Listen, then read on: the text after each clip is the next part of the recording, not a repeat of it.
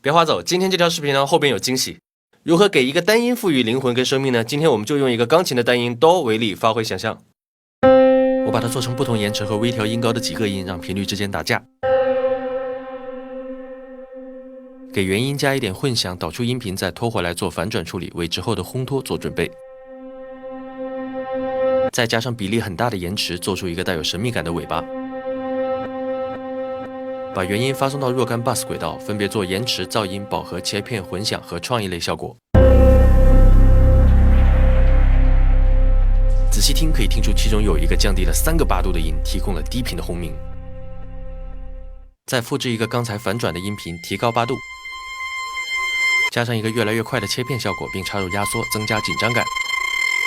再复制一个反转音频，降低8度。加上参数爆表的染色，一个不够就磁带电子管各来一个。好了，因为我给自己限定只用10分钟做完这个声音，现在来听一下最后合在一起的效果吧。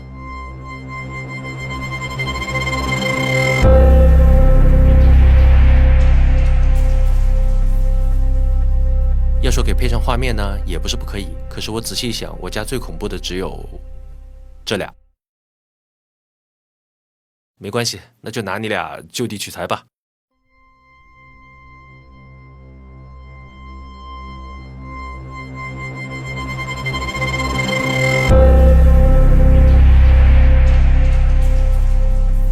此时呢，氛围似乎也不是那么重要了，毕竟我是主然，一名养了2只魔鬼的制作人。我们下次见。